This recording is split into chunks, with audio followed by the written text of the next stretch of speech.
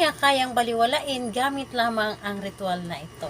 Hello mga guys, kumusta kayo? Panibagong araw, panibagong video na naman tayo. And sa araw na ito ay isa na namang video ang aking tuturo sa inyo na simpleng gabay o simpleng pamamaraan na makakatulong sa atin.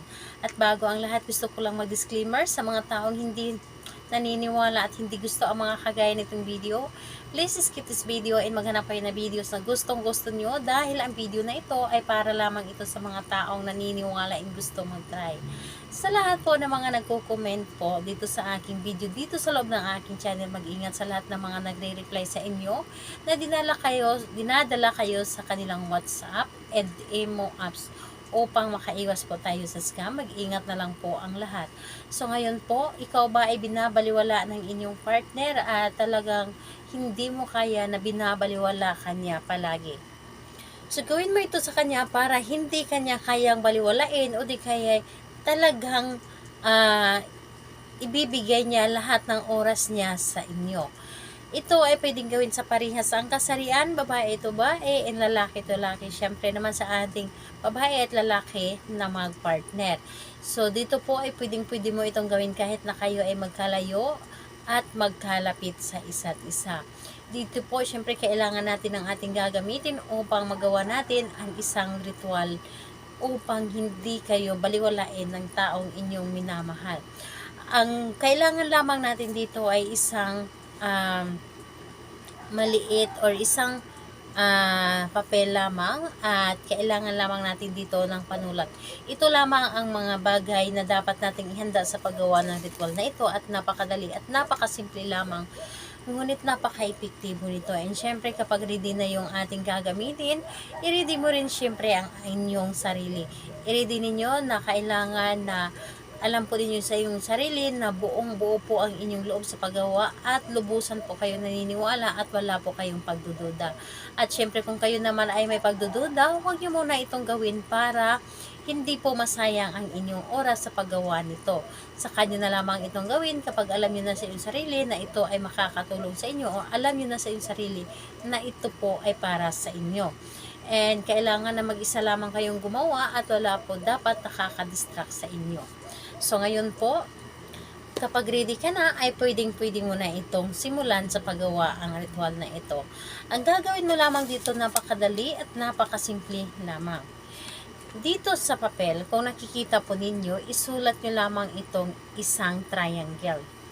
Isulat nyo lamang itong isang triangle at ito po ay sulatan or bagisan po ninyo dito sa itaas, sa gitna po. So ayan po kung nakikita po ninyo at sa baba ng triangle, pangalan at apelyido ni target. So pangalan at apelyido ni target at star po dito sa baba. Again po, ito ay isang triangle at ginuhitan dito sa itaas at dito po sa baba ng triangle, pangalan at apelyido ni target at star po sa baba. Kumbaga nasa gitna po ang pangalan at apelyido ni target. Ngayon po, kapag ito po ay inyong nasulatan na, kumuha kayo ng inyong laway. So hindi naman yung nakakadiri dahil laway nyo po ito mismo. Kumuha kayo ng inyong laway at ipahid lamang sa pangalan at apelyido ni target. Isang bisis lamang laway po, ipahid nyo po sa pangalan at apelyido ni target at pagkatapos nun, tupiin mo ito ng 3 ulit or 3 bisis papunta po sa inyo. So, isang tupi po dapat, sambitin po ninyo ang pangalan at apelyido ni target at sabihin ninyo, hindi mo ako kayang baliwalain. And tupi, pangalan at apelyido ni target, hindi mo ako kayang baliwalain. At pangatlo, ganun din po, pangalan at apelyido, hindi mo ako kayang baliwalain. So, pagkatapos mo itong itupi, hawakan mo lamang ito at humiling ka lamang. Humiling ka na kailangan nagmula sa inyong puso po, taimtim po dapat at positive. Kailangan na positive ka sa inyong paggawa. Yung isip mo positive po dapat at huwag mong hayaan na magiging negative yung isip ninyo. Dapat po ay positive lamang lahat. And pagkatapos nun, pagka tatapos ka ng humiling dito, ito ay ilagay mo lamang sa ilalim or sa loob ng inyong punda ng unan. Ilagay nyo lamang doon and hayaan ninyo. Pagkalagay po ninyo doon, hampasin ninyo ng 3 ulit yung unan ninyo na nasa ilalim itong papel na ito. Yung unan lamang ang hampasin ng 3 ulit at sambitin yung kanyang pangalan at apelyido at sabihin po ninyo na hindi mo ako kayang baliwalain. So hayaan mo lamang ito doon, ang papel na ito, hanggat sa maramdaman ninyo na ito ay gumana na, dahil kayo po mismo ang makakaramdam na ito ay gumana na ang inyong ginawa.